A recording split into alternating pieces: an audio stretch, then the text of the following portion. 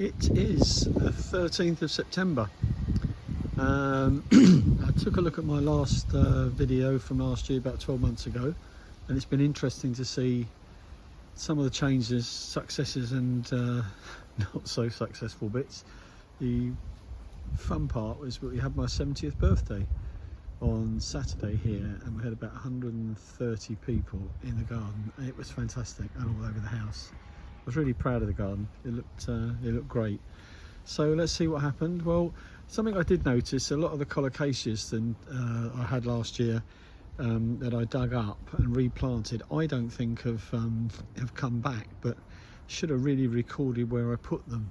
This area here, which was the original, this is probably about 4 years old now, is really quite a dark space. So I bought this begonia from a garden centre, and it's because they're really great apparently at shady spots, and it's beautiful. I'm really pleased with it. I wish I could tell you which one it was, but I lost the label for it. So again, this is all worked out. The Tetrapanax, I've cut, I don't know, 10 enormous leaves off it, and it really is turning into a tree now, which is what I want, because it's covering up so much light for the rest of the plants here. Persicaria is great. Here's another Tetrapanax here, which has got to come out in the end of the year. I can't, it's just taken up so much room. I'm really disappointed with the toad lilies. They were so good last year, but they're so blocked out by light. They're stretching out, and they're just not getting enough light, and the cannas are just overwhelming everything. They again, I've got to cut right back on those. I'm going to dig them all up, and I'm going to get some much more colour in. Even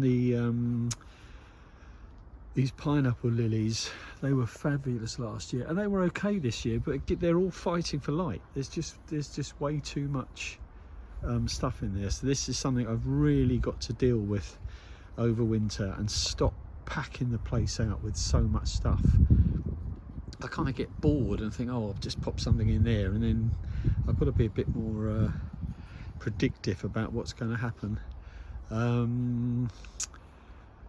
This area again here, as you can see, okay, it's jungly, and everybody loved what it looked like and so on, but there's an awful lot of stuff in here. I kind of quite like it. So, but the zinnias have been fantastic this year. I have loved these zinnias. I love growing stuff from seed, and I've just had so many of these coming, and they just keep coming. So they've definitely been the star for me this year. I absolutely love them. Sunflowers, again, when I look back at last year, these sunflowers are dead and buried. I mean, I took one out last week, and they were still full of flower this time last year. This banana's come on very well as well, and the big banana over there has really shot up this year. Lots of tomatoes in the hanging baskets behind the wall in the secret garden. And look at my new painted gate. I actually managed to fix that, which is unlike me and my skills.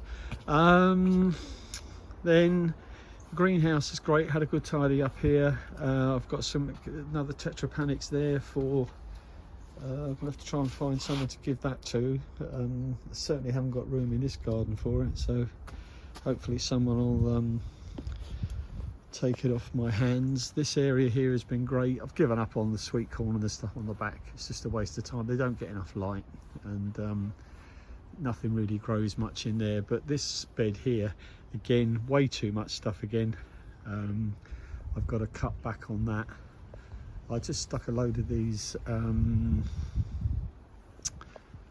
different ricinus in one patch here just for fun, and I took that salvia out of the bed from there because it was so dominant, and it did actually survive. It's flowered, so that's been good.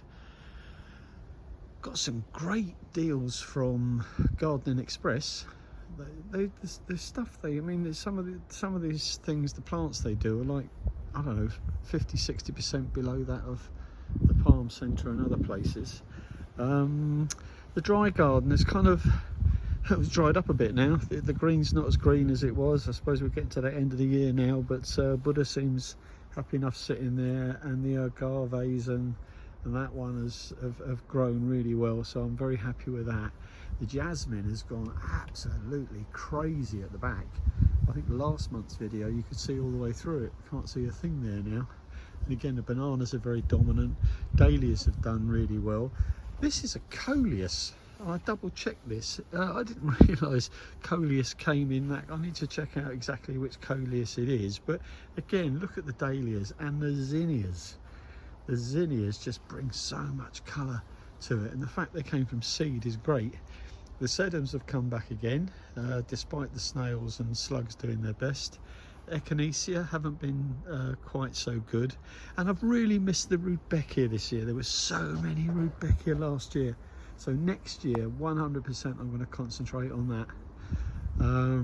The ricinus again, I'm really pleased with that, because they've come out. I just thought I was disappointed. I didn't think I was going to see anything of them, but they bring a real exotic feel to it. And if the fruit trees, I don't know what to do with those next year. I'll give them one more year, and if they don't work, they'll come out. But that Fatsia has grown beautifully. I've done a lot more feeding this year, and wow, what about the sago palms that have come back? Dead and buried, weren't they? Each month I really thought they were gone, and that has that's just turned around. They've been great. Now this is the lily pot that I have every year, and I looked up a couple of videos, and I took I waited till they were completely brown, the leaves. These aren't quite there yet. Dug them up, and I've repotted them, and I've probably got another 3 pots worth out. There were so many in there. But what I've also created from there are what they call bulb lasagna, which I'd never seen before. So 3 different bulbs which I've got in the greenhouse, and I'll pop down and have a look at later. Got given a lovely rose by one of my neighbours. Got to find somewhere to put that. All the stuff around the seating again has been fantastic. Lots of height on there. The one massive disappointment of the year has been the Campsis, which was absolutely gorgeous, beautiful red trumpet flowers all over there. And I came out one morning, they were all dead. It was almost as if someone had either cut it off or poisoned it. I'm sure they haven't, but that's what's left of it. I mean, it's dead as a dodo there. So there's a couple of shoots left on it, which I'm going to leave and see what happens. But I went round to my neighbour Bobby, who's got one, and the one in her front garden is absolutely flourishing. So it's definitely something I've done. Going to do lots more pots for the winter. Lemon tree is going okay. Got loads of lemons on the ones at the front, but not so much this one. And the planters are great, but they need more colour. So next year these are going to be full of zinnias. I wanted to just do a quick video for myself for the lasagna, bulb lasagnas. So I've watched a few videos on this, so I've got 2, 4, 5 pots there, and they've got a range of bulbs. So basically what you do is you take 3 different bulbs, let's say alliums, daffodils and snowdrops, and you put them in layers with 3 or 4 centimetres of soil in between them. And then according to the videos, which I find quite difficult, is you don't water them at all now. Leave them, get them, probably put them out around February to make sure they get really cold, and they will then start to produce the flowers by putting them in layers. We'll get the snowdrops coming off at first, and then when they're dying off, the daffodils start to come through, and when they start dying off, the alliums start coming through. So we're talking about flowers hopefully from the end of February right through to May. So it's going to be really interesting to see how that works. This was the first seed I got from a Puya, P-U-Y-A. Can't pronounce the rest of it, but that's the very first seed I got from Grow Paradise, very first one that I tried, and it actually worked. And it's still growing now. And The rest of these then are some alstroemeria, which I got as little bulblets or whatever you call them, right, probably 3 or 4 months ago. So it'll be interesting to see how they come out for the rest of the year as well. Green peppers have turned into red peppers now. Again, I just don't think they're worth it. By the time the slugs and the rest of it have got at it, the snails, it doesn't work. I planted some sweet potato slips that I made earlier in the year, and we'll see what happens with those. But it's been great.